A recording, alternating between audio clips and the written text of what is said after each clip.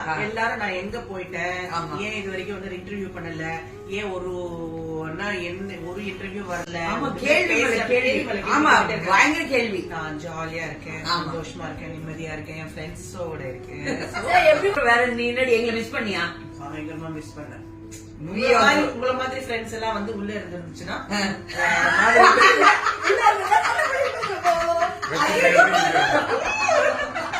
அனைவருக்கும் வணக்கம். காலையில் விசித்ராமா ஒரு வீடியோ வந்து ரிலீஸ் பண்ணாங்களே, நான் வந்து ஃப்ரெண்ட்ஸை பார்க்க போகிறேன் அப்படின்னு சொல்லி. இப்போ அதே மாதிரியே பார்த்தீங்கன்னா 2 பேர்த்த வந்து பார்த்துருக்காங்க.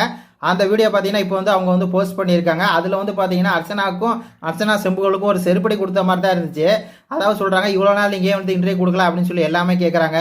அதுக்கு என்ன காரணம் அப்படின்னா, நான் வந்து ஜாலியாக இருந்தேன், சந்தோஷமாக இருந்தேன், நிம்மதியாக இருந்தேன், என் ஃப்ரெண்ட்ஸோடையெல்லாம் பார்த்தீங்கன்னா நல்லா ஜாலியாக இருந்தேன், குடும்பத்தோட ஜாலியாக இருந்தேன் அப்படிங்கிற மாதிரி பார்த்தீங்கன்னா வேறு லெவலில் ஒரு தங் லைஃப் ரிப்ளை தான் கொடுத்துருக்காங்க. அர்ச்சனா செம்புகள் தான் பார்த்தீங்கன்னா வந்து வெளியே தலைகாட்ட முடியாமல் உட்காந்துருந்தா உங்களுடைய அர்ச்சனாக்கா, அது தெரியும் இல்லையா? ஆனால் வெளியே வந்து என்ன சொல்லிச்சு தெரியுமா? அந்த அர்ச்சனா, நான் வந்து பார்த்தீங்கன்னா 4 பேரில் எழுதி நான் வந்து தேங்க்ஸ் சொல்ல மாட்டேன், நான் வந்து பார்த்தீங்கன்னா நேராக பார்த்து இன்டர்வியூ கொடுத்து தான் நான் வந்து தேங்க்ஸ் சொல்லுவேன் அப்படி இப்படின்னு சொல்லி உருட்டுச்சு இல்லையா? அந்த மாதிரிலாம் இல்லாமல் வந்து பார்த்தீங்கன்னா ஓப்பன் ஸ்டேட்மெண்ட்டு, நான் வந்து பார்த்தீங்கன்னா ஜாலியாக இருந்தேன், சந்தோஷமாக இருந்தேன், நிம்மதியாக இருந்தேன், ஃப்ரெண்ட்ஸோடு இருந்தேன் அப்படிங்கிற மாதிரி பார்த்தீங்கன்னா வேறு லெவலில் தங்கரை ஃபில்ஃப்ளே வந்து கொடுத்துருக்காங்க. அந்த வீடியோ முழு வீடியோ வேணும் அப்படின்னு சொன்னாக்கா இது விசித்ராமாவோட இன்ஸ்டாகிராம் பேஜில் வந்து இருக்குது. எல்லாரும் போய் பாருங்கள். நன்றி, வணக்கம்.